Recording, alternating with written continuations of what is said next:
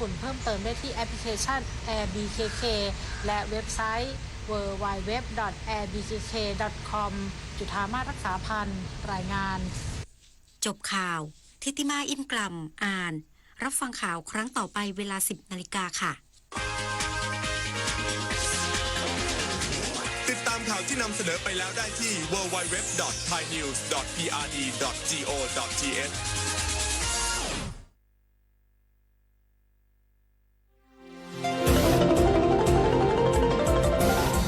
วิทยุแห่งประเทศไทยให้ความรู้คู่ความสุข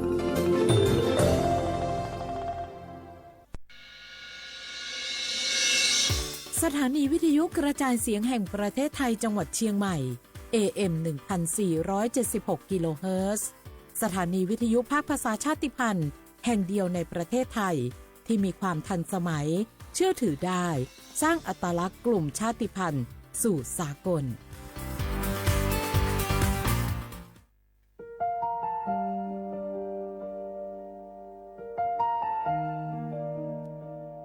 ขอน้อมเกล้าถวายอาลัย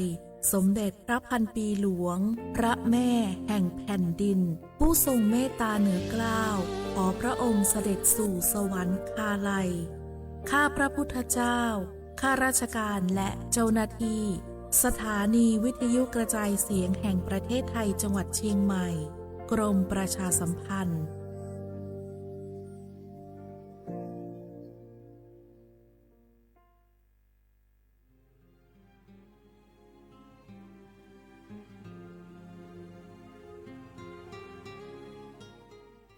This is a moment of profound grief for the Kingdom of Thailand. We, the collective voices of Radio Thailand Chiang Mai, join the Thai nation in mourning the passing of our beloved Queen Martha, Her Majesty Queen Sirikit. Her life was a testament to the unwavering service, grace, and deep love for the Thai people. Our humble condolences and thoughts are with His Majesty the King, the royal family, and all the Thai people during this deeply sorrowful time. We will remember her forever.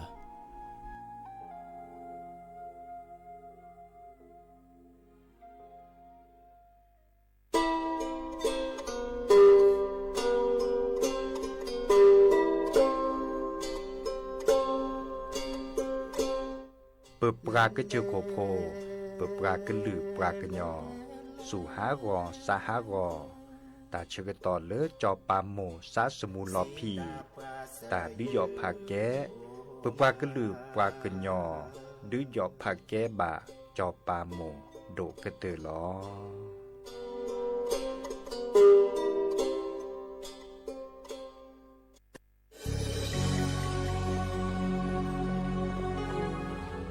เกิดเป็นคนไทยเติบโตบนผืนแผ่นดินไทยจงภูมิใจในความเป็นไทยชาติไทยเรานั้นนับเป็นชาติที่มีความเป็นมาเก่าแก่ยาวนานเรามีภาษาวัฒนธรรมและมีสิ่งต่างๆที่เป็นเอกลักษณ์ให้เราได้ภาคภูมิใจในความเป็นคนไทยเราควรเห็นคุณค่าและมีความรักชาติหวงแหนแผ่นดินอันเป็นมรดกของบรรพชน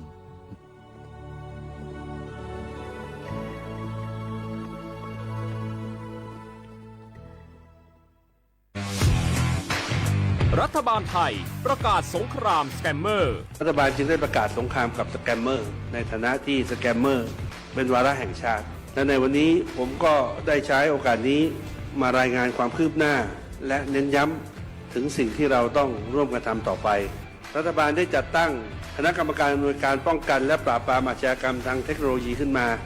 โดยมีผมเป็นประธานด้วยตนเองเพื่อให้ทุกหน่วยงานทำงานไปในทิศทางเดียวกันเราได้มีการลงนามบันทึกความเข้าใจระหว่าง 15 หน่วยงานหลักทั้งภาครัฐและภาคเอกชนตลอดจนสถาบันการเงินเพื่ออุดช่องโหว่ทางการเงินและตัดเส้นทางเงินของขบวนการอาชญากรรมเหล่านี้ให้สิ้นซากรวมพลังคนไทยต้านภัยสแกมเมอร์นายอนุทินชาญวีรกูลนายกรัฐมนตรี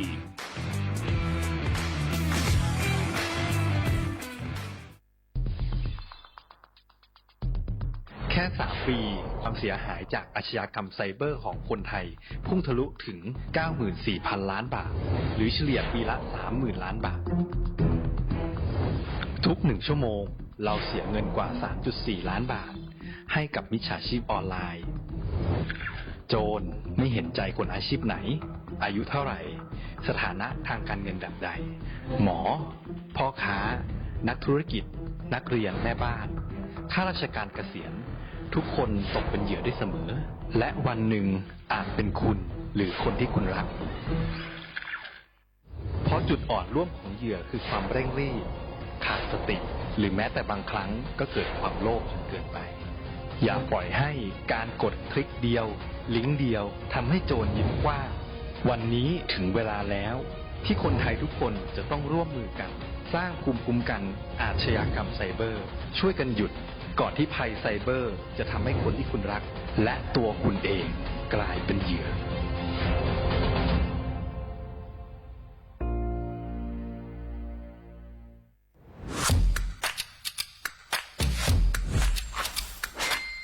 กลับมาแล้ววันนี้กับโครงการคนละครึ่ง plus รัฐออกครึ่งประชาชนออกครึ่งช่วยเศรษฐกิจไทยหมุนเวียนเติบโตถ้าเราช่วยกัน plus ต่อยอดให้เศรษฐกิจไทยเติบโตอย่างยั่งยืนด้วย5 plus plus ที่ 1 เพิ่มช่วงอายุผู้เข้าร่วมโครงการจาก18ปีเป็น16ปี plus ที่ 2 เพิ่มวงเงินใช้จ่ายจาก150บาทเป็น200บาทเพิ่มพลังซื้อของประชาชนเพื่อกระตุ้นการหมุนเวียนในระบบเศรษฐกิจฐานรากลดภาระค่าครองชีพ plus ที่ 3 เพิ่มสิทธิพิเศษด้วยการดูแลผู้ที่อยู่ในระบบภาษีให้ได้รับสิทธิพิเศษมากขึ้นเพื่อสร้างแรงจูงใจให้ทุกคนร่วมอยู่ในระบบอย่างโปร่งใส plus ที่ 4 เพิ่มโอกาสให้นิติบุคคลขนาดเล็กเข้าร่วมได้ให้ธุรกิจเติบโตเป็นกำลังสำคัญของเศรษฐกิจไทย plus ที่ 5 เพิ่มทักษะใหม่เพื่อพัฒนาให้ร้านค้านำความรู้ใหม่ๆมาช่วยเพิ่มยอดขายลดต้นทุนเรียนรู้เติบโตและปรับตัวไปกับเทคโนโลยีใหม่เพื่อสร้างเศรษฐกิจที่แข็งแกร่งจากคนละครึ่งสู่คนละครึ่ง plus ไม่ว่าจะสั่งข้าวคนละจานชาเขียวคนละแก้วขนมเค้กคนละชิ้นหรือหลายๆชิ้นก็ใช้ส่วนลดได้ทันทีสูงสุดวันละ200บาทแถมใช้กับฟู้ดเดลิเวอรี่ก็ยังได้สำหรับประชาชนไทยอายุ16ปีเป็นต้นไปสมัครรับสิทธิ์ผ่านแอปพลิเคชันเป๋าตังวันที่ 20-26 ตุลาคม 2568สำหรับร้านค้าที่สนใจร่วมโครงการสมัครได้ผ่านแอปถุงเงินวันที่ 15 ตุลาคมถึง 19 ธันวาคม 2568 แล้วเตรียมพร้อมรับลูกค้าจากทั่วประเทศเพราะนี่คือโครงการที่คนไทยทุกคนช่วยกัน plus เพื่อให้เศรษฐกิจไทยโตไปพร้อมกันโครงการคนละครึ่ง plus ดำเนินการภายใต้เป้าหมายที่ชัดเจนของรัฐบาลในความต้องการกระตุ้นเศรษฐกิจลดภาระค่าครองชีพให้ประชาชนและยกระดับศักยภาพผู้ประกอบการไทยให้พร้อมในยุคดิจิทัลโดยยังคงยึดหลักความโปร่งใสตรวจสอบได้และป้องกันการใช้สิทธิที่ผิดวัตถุประสงค์คนละครึ่ง plus เพิ่มพลังเศรษฐกิจไทยพร้อมโตไปด้วยกัน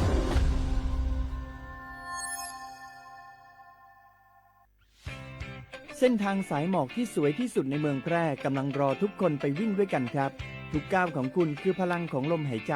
ชวนเพื่อนชวนครอบครัวมาวิ่งฝ่าสายหมอกเพื่อโรงพยาบาลแพร่ในวันอาทิตย์ที่ 7 ธันวาคม 2568 บริเวณลานกิจกรรมหลังวัดพระธาตุช่อแฮมาร่วมกันส่งต่อพลังแห่งความดีเพราะทุกก้าวของคุณช่วยต่อชีวิตให้กับผู้ป่วยในโรงพยาบาลแพร่สมัครได้เลยวันนี้แล้วไปวิ่งด้วยกันในวันอาทิตย์ที่ 7 ธันวาคม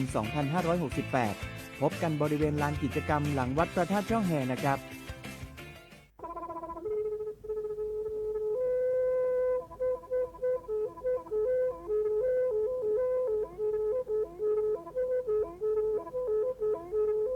ให้กับผู้ป่วยในโรงพยาบาลแพร่สมัครมือนีมือซอเลอะวันที่ 29 ตุลาคมนี่ที่กระโทษใจกระจาคือชิ้นยุและบุขีในหนอปาแก้คนน่ะมีเวลาเลือกคณะรัฐมนตรีดอเวดาเห็นเมื่อเลือกปาซึดแลเกตากิตาเกบาคาคือเลือกปากุปัญญอนเลอตึกแก้ดิปาจดแต่โพบา แฮโอเลือดทีละก่อแฮโอเลือดก่อจะแต่พาสิลีแต่จากคอนเลือดที่ก่อตามลอบพิกะอักเวลอยดาเลือมาตรา17แห่งพระราชบัญญัติคนเข้าเมืองพศ2522ดีสอบการเลยแฮโอเลือดก่อจะแต่สิลีขอในบลานเนเนเมบาซาเลือกเชลิเชจ่าและขีเนอแควเลืออบากิบาเกเลือนกแกทอบกว่าจดแต่โพเนเนแลเซแต่จากคอเลือที่ก่ออาตามลอบพิกะอาเฮนแควปากอเลือมาตรา7ทวิแห่งพระราชบัญญัติสัญชาติพศ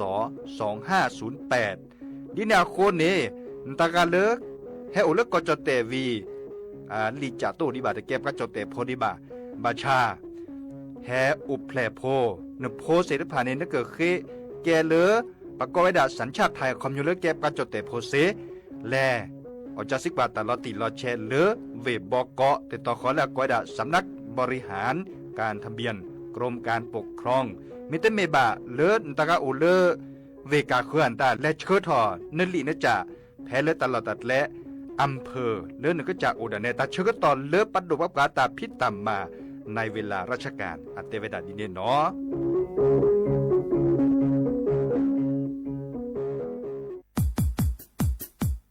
ดอปูแบบปากญอโพนเมบาซะสู้อ่อนมืออ่อนเลวิทยุกลือหลอก็จะแต่เวกีแม่แต่ตอนยาอีบอบบาเนบากะคือเล่นตาพี่ตามมาตาพี่ออมมาออจะแต่กว่าก็ได้และสนใจโฆษณาเนื้ออดจัดสิกว่าสวทเชียงใหม่เบอร์โทรศัพท์053-276-068เมตเมบะ092-246-8579เซทอโบลอ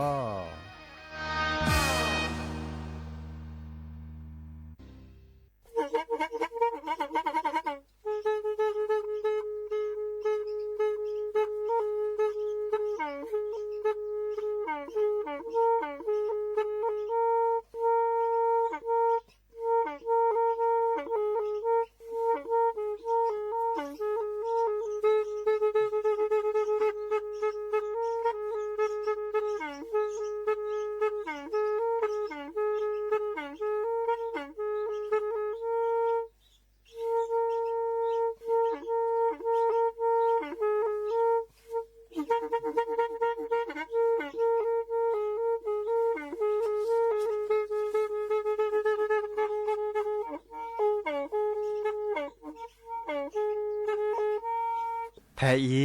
วิทยุกลือหลอก็จะแตะเวกีแม่ตะกะโทนลิกซานยุ้ยชื่อคือกิโลเฮิรตซ์ตาเชอกระต่อเปอปากระหลือปากระยอกหลอกตืออีสู้อเมญาเปก็เห็นเหล่านั้นและตาสูมือซ้ำมือตากระเจาะตาแลกแก็บดูแก็บโผลและติเลื่อนนกออัตโคเนและกนาหลอเจอบาค่าคือตาสูมือซ้ำมือสก้อเนาะ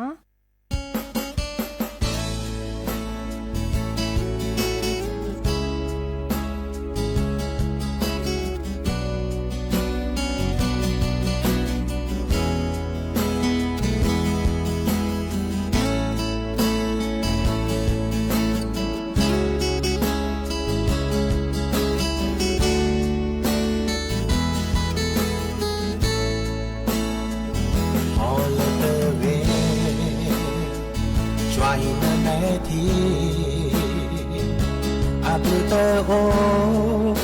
ตาเอเลิกปูละสายินมาเปิดนาเลนเดเออโดอย่าขอโปรลีเลอาบาโดซาดิเลตาเอเลิมชายแต่ดีโซตาเอเลิมเลยโตที่โลเนซาAne sange pa ei kemahona se pa e ode awe pa e ode awe jomo toke pa e la do kete me we mo pa ata e le ba kwa qua là nước lệ lệ cả chưa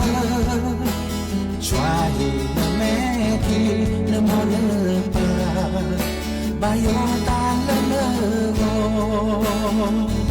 เปิดตาโอมูบาเลนิคาชูยาจอมเลเตเรตาเอลเลปุกวีเปิดปาโอดีตัวก็ดีกว่าอาวามาเนคนนี้เลอเอาเอกเตอคาชูญามาซาดีแลเปิดปาแลอีเปิดตาเฮวี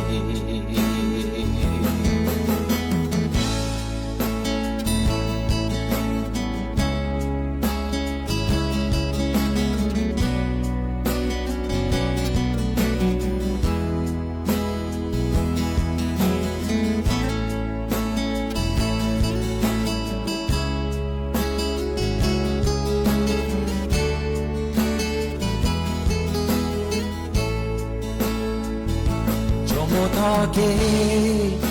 ตาเอเลโดกเตไม่แวโมปาอาตาเอเลบาบวาขอปาลาเนเกล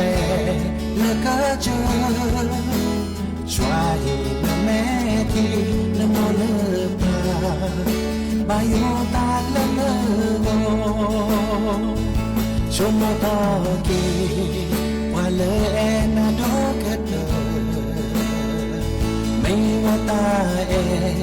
เลยมอปาเนบาปาขอกว่าลาเลิกแลเลิกเจอช่วยแม่ที่นโมเลปาบายตาละเลโมนโมเลปาเมปราเอนาดอกเตอ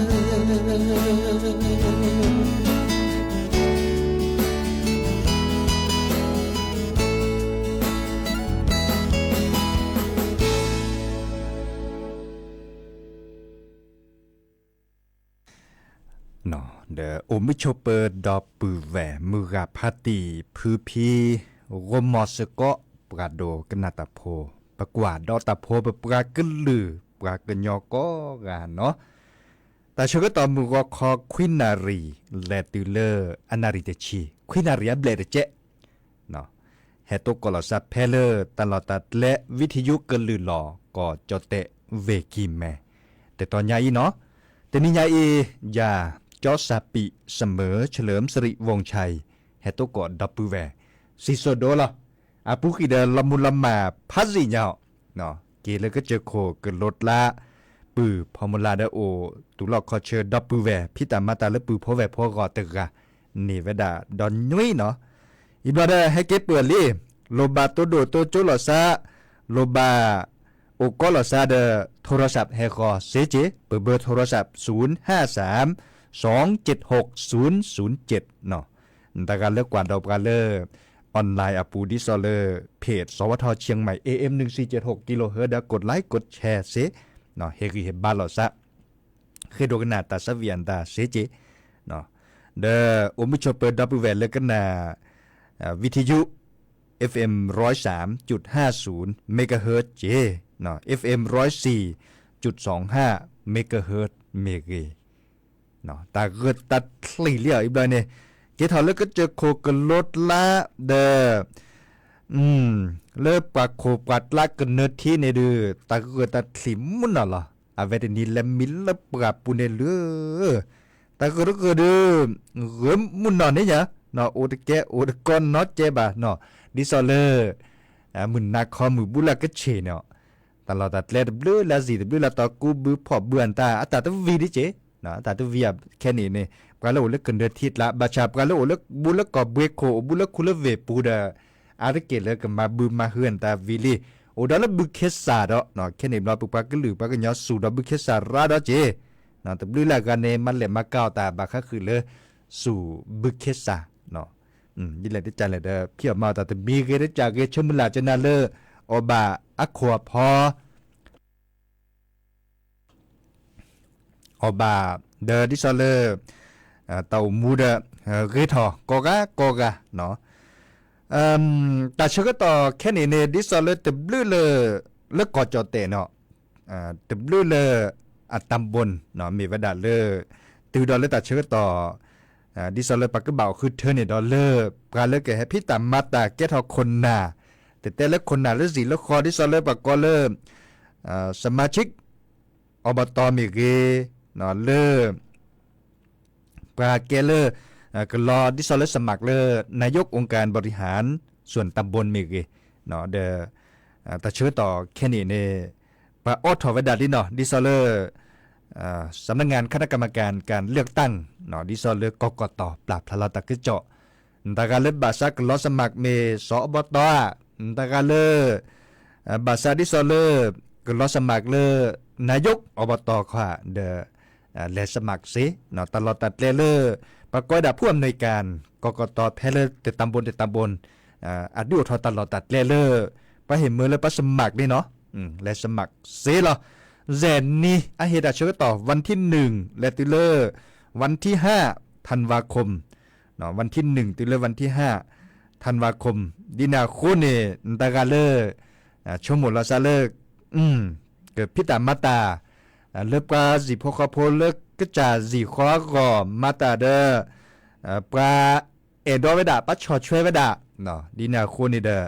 และสมัครเสดาคออากอยดาเลยไม่เว้นวันหยุดราชการคอมโยเลอร์และสมัครเสก็มึงนี้เหมาะเนาะไม่เว้นวันหยุดราชการนี่คอมโยเลอร์และสมัครเสก็มึงนี้บาชาตือลอเลอร์วันที่5หรอเนาะวันที่5ขอควรในบอลในเลิกแค่ขอวันที่เล่นในป่าเนี่ยเลิกวันที่11เนาะวันที่11มกราคมนี่คิดกับโทษใจกับซาคือชิคุยแค่คนนี่เนาะวันที่11มกราคมบาทดอลลาร์ตือดอลลาร์เชิดต่อเลยปักกบะเลือกตั้งกี่ดอกเนาะก็ดอลลาร์ครบวาร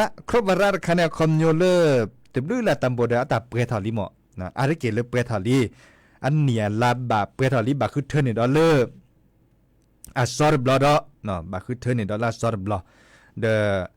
แต่เชิดต่อแค่นี้ก็ต่อดิสอเลอร์ปราบทะเลาะตะกึเจาะแต่เวลารับสมัครเนาะแต่การเลิกบาษะก็รอสมัครได้รอเซเนาะช่อตากอช่อเลขเอกสารเนาะหลักฐานดิสอเลอร์บัตรประจำตัวประชาชนมีเกสำเนาทะเบียนบ้านมีเกเนาะใบรับรองแพทย์เนาะตากอเลอร์ปะก้อยดารูปถ่ายหน้าตรงเนาะรูปถ่ายหน้าตรงตากอเนาะก็โคดเลอร์โกรธเจบักก็ได้กับต่อผ้าเจเนาะมีเวลาค่าธรรมเนียมโอ้เจเนาะค่าธรรมเนียมโกรธเจเนาะอีคาดาเปอร์แฮตเตคือปือพอแวโพบาค่าคือเลอตากีตาตัวเลกกตอัตากีเนาะแลกีดอลเลตาสุมือซามือตาสวิซาเชตโจโดดเนาะกันหน้าดอกกว่าเบื่อจัดนี่เนาะเลิกกวนลานในแฮกวนลานเน็ตแลเนาะกวนลาที่เมียกวนเลิกกันละเนาะกวนเลิกกันละเผลอคอเลอซื้อบะมือเจขี่แต่เพื่อเนาะ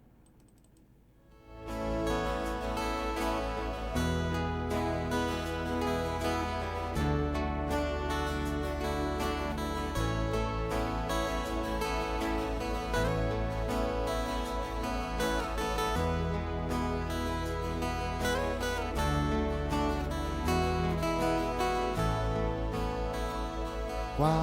ท้อโคดอเนตาแลกว่าเลยเกิลาดาแวกว่าท้อโคดอเนตาดีกว่าเลยซออีอาตาวี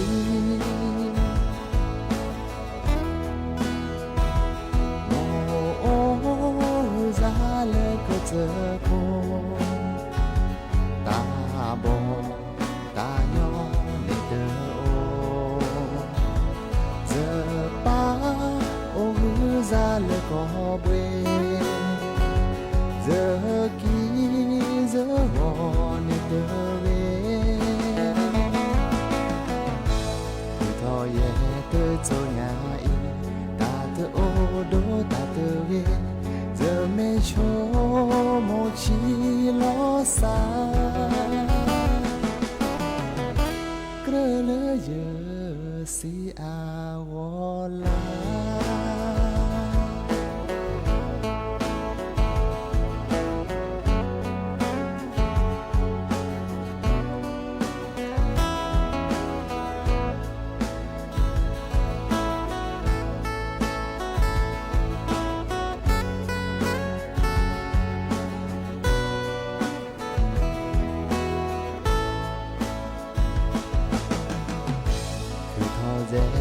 做呀伊，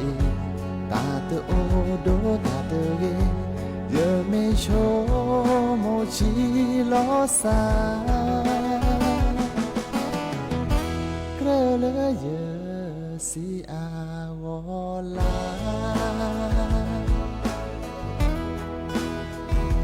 把破了这莫阿做，莫破黑沙。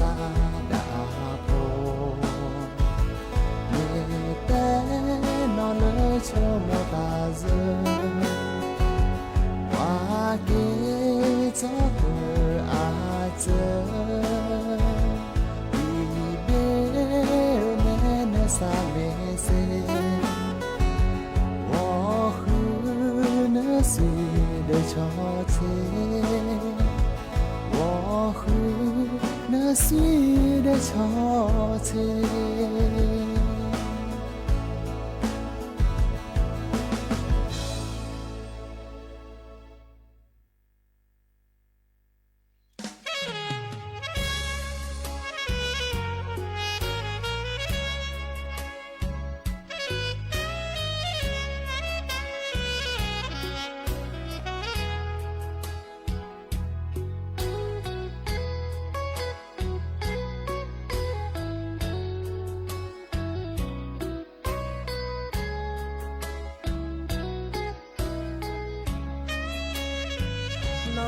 ba lỡ nhà nhà leo nhà lỡ mưa chê khi ô đờ mưa là pha ti cứ phi ta ta quy cô mò sẽ có nó đỡ cho sẽ giữ đồ lẹ đi cho mồ xa đi sơ kè phe mưa hà lo rẽ bao lỡ mưa chê khi cô khó thi tơ xa thì nó bát họ ta cha hồ sơ vò ô đơ ta phú ta phò đơ tu đơ pha hê lo ta so mà ta về hồ đơ ta khư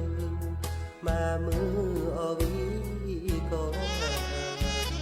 mà đi cho mơ ta đi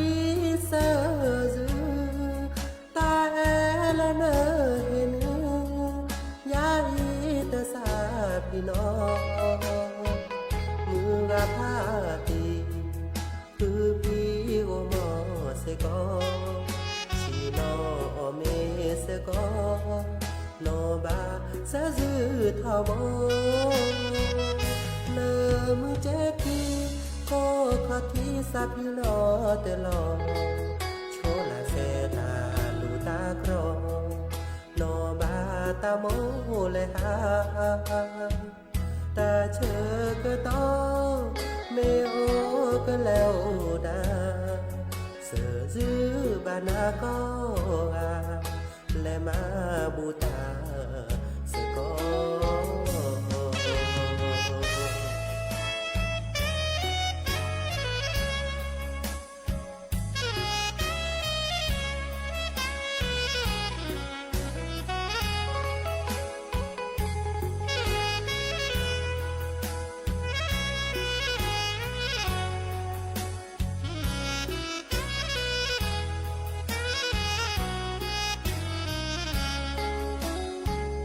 mà đi cho mơ ta đi sơ dư ta là nơ hên ya y ta sa pi no mưa ga pha ti cứ pi go mo se có chỉ nó mê se có โนบาซาซึทอโบเลอมือเจ็ดทีโคขอที่สัตว์ลอเตลอโชลาเซตาลูตากรอโนบาตาโมเลยฮาแต่เธอก็ต้องไม่โอก็แล้วนะเสือจื้อบานาก็และมาบูตาสกอ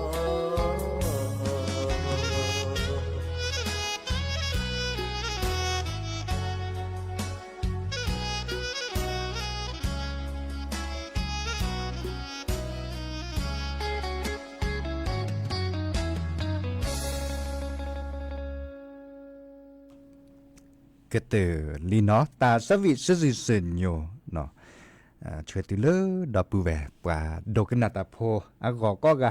เนาะแต่นี่ยาอีกว่าเล Facebook กับปูเนปือโพแวโพแฮกแกนี่ปสกอจิเนาะบาชาร์ปออากาบะเนาะก็เลพิตามาตาเลลิกาลินเนจะเตเนเฮโตกอดอปูแวบาพาซิลิโมเลซิโซโดเนเนาะบากะลัมมุลลัมมาเนาะบากะเฮเกปือทอเฮกิเฮบาลอซาเดคอมเมนต์กดไลค์กดแชร์ซิเนาะเราชอบเอาไว้เลยปากบะเฮกิเฮบาปากุปัญญารากะเตมีวดาปาเลตกอที่ดกวาตาดิซอเลเอาเลภาคใต้เนาะเลเนปานี่เวทนีจักว่าตาก็เจาะเลหาดใหญ่สงขลาเนาะเราซากอดุมะที่ดกว่าบาปาเดปันหลอปาสิปาคอเนเลเดปกว่านี่แต่ตกอตาดิเนนอกแขนอกคอจิบะอาแกตาเกตัดรถบอลเลยปัดดูว่าปราดที่ซอลรัฐบาลเนี่ยก็บะขุดเละเนาะขุดเละเด้อก็บะไม่มีแล้วจอดแต่กว่าปากก็ได้เลยป้องกันเนาะป้องกันอาคมโยนบับเป็นหล่อขุดเละแล้วบับเป็นหล่อแล้วสู้อเมญาปาดิซอลตาเกตัดรถดิซอลที่ดกว่าดาเสรีภัยเนี่ยรัฐบาลเนี่ยตัวเอาถอไว้ดาเสดีเนาะแล้วสู้อเมญาปาเนี่ยเนาะแต่พิลนีตอรบาจิบะเนาะเกเลประดูว่าประกาศดิซอลรัฐบาลก็บาดซึกแล้วไม่มีแล้วจอกแค่ตัดโตจะมาเจอดิซอลปาโตจะมาเจอหลอซาปะคุหลอซาคาเคเนาะดอทที่ดอกก่อโอกจเตสุทากปาเดบริจาคให้หลอตาเคตาคอเชิญลอติเลิกกจเตหลักเข้าปากจเตหลักเข้าปาดือบาชาดือกว่าเล็กกว่าเกณฑ์ดือลอซักกันยอโดมาลอกว่าซิโจดบลือละกาดากาดอกเกซาเนาะที่ดกว่าเนาะมีอูพาชาล้อมือล้อพี่บางก็คือทอคือล้อเซบะตาเนาะปัดดูว่ามีเรียบกันแล้วมาแต่ละเอกชนมีเรื่องคู่ละสันเลโตจะมาเจอขึ้นยาบาชาบาลมาเจอคลึเนาะมาเจอคลึแต่คิดกับพลิซับกับโตจะมาเจอเราก็จะเซบะโอเจบาก็โชเกเนาะปะเตลคือถอดคลึเนาะโอ้เพลเนมันเลยมาเกที่เฮดโดถออัดถอที่เฮสลือถอดที่โดกว่าบ่ซิโจเนาะโอ้ดาตเจกาบะเนาะดิเนี่ยโคเน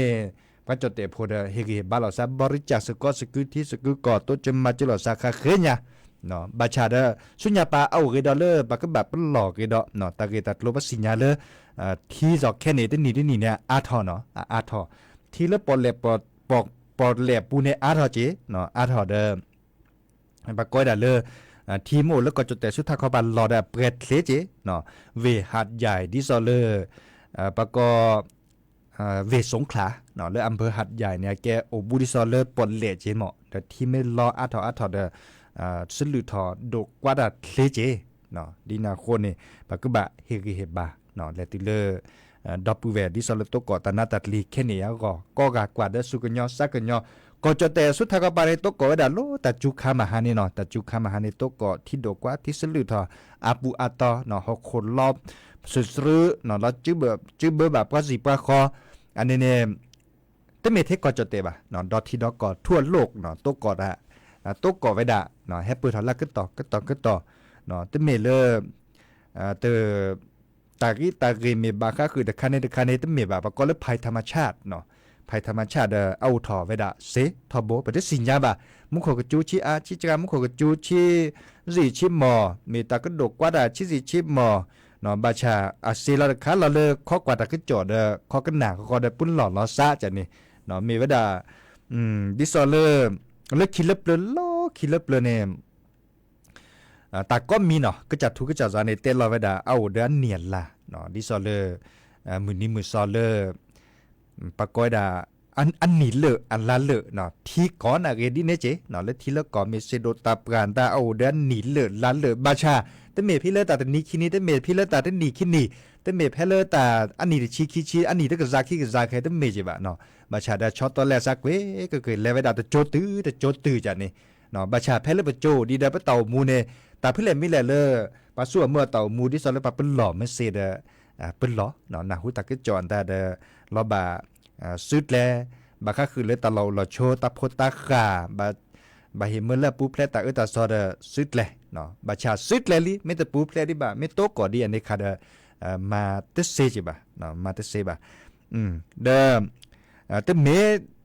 เตบาชอหลอซาเล่นอัลโลเล่นเนกอัลโลเล่นเนจ่าอัลโลเล่นเนจ่าเตเมดอเจเจเนาะแฮปเปิลทอเวดาเล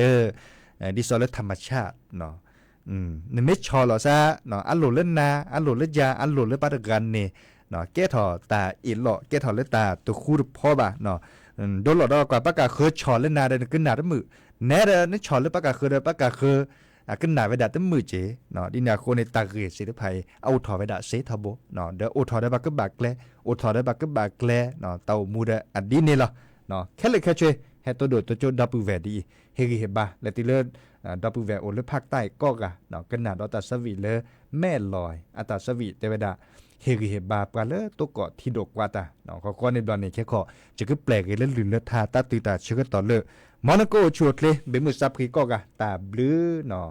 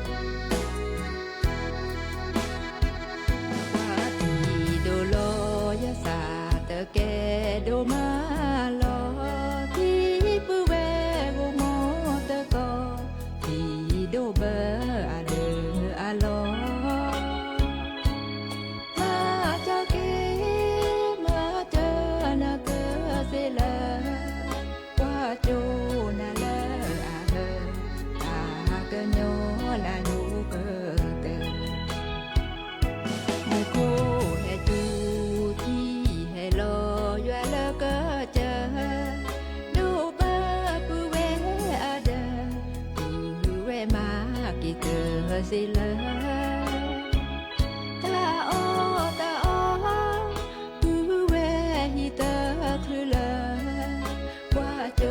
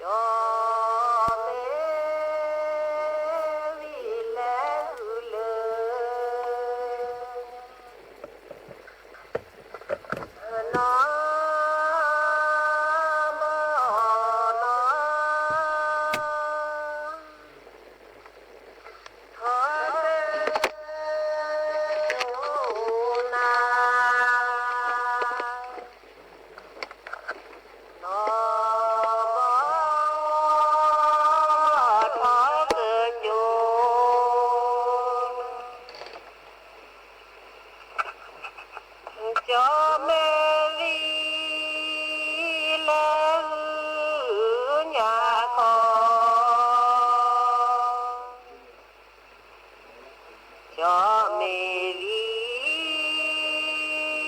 lệ nhà con nó mà nó thọ cơ cho nó bờ nó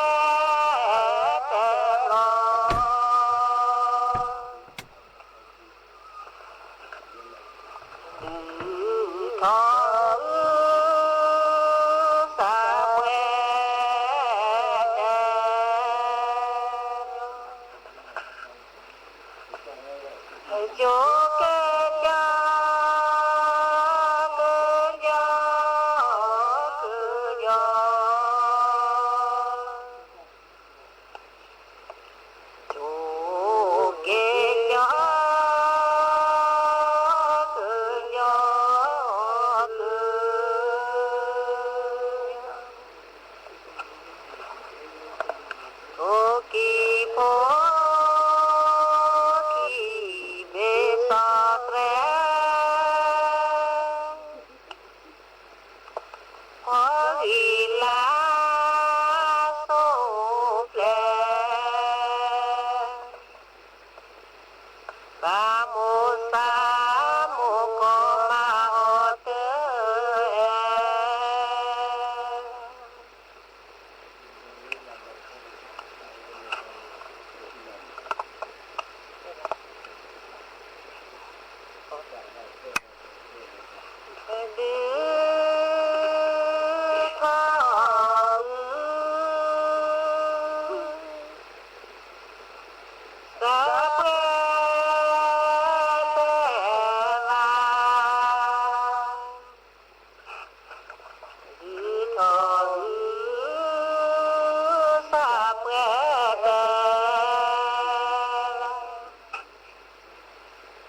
Hãy subscribe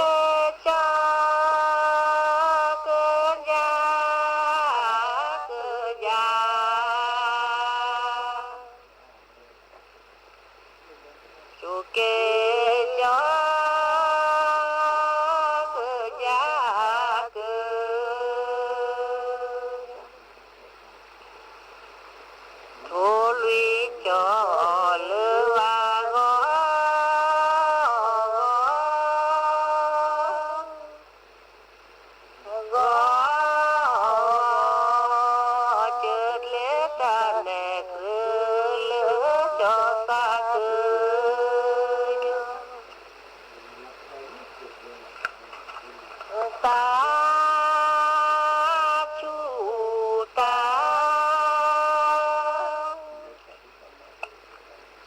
Ghiền Mì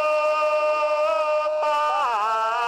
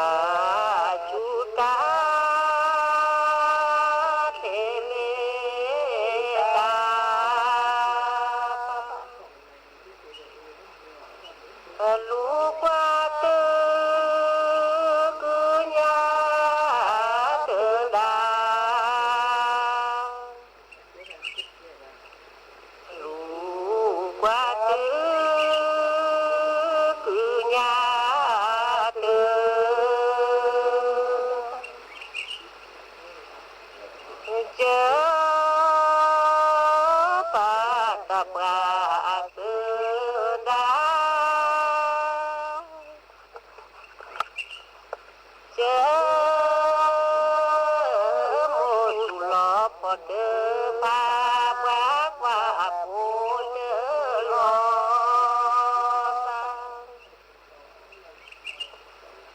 không bỏ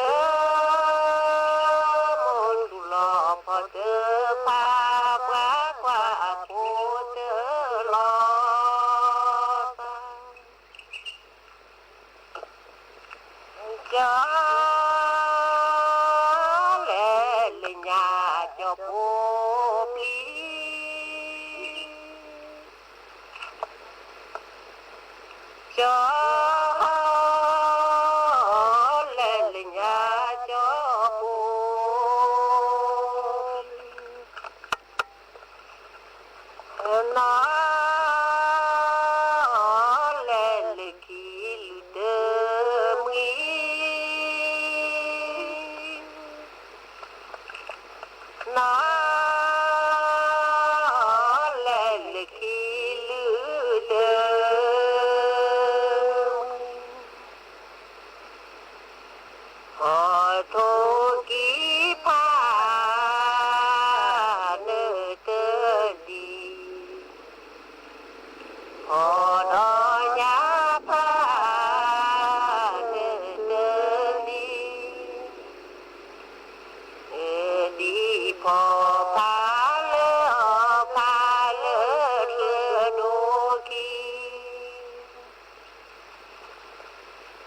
cho lệ nhà bữa to lệ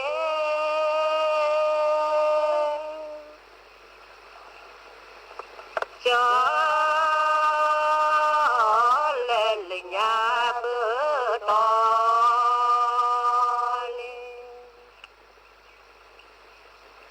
nó lên khi gió thọ kế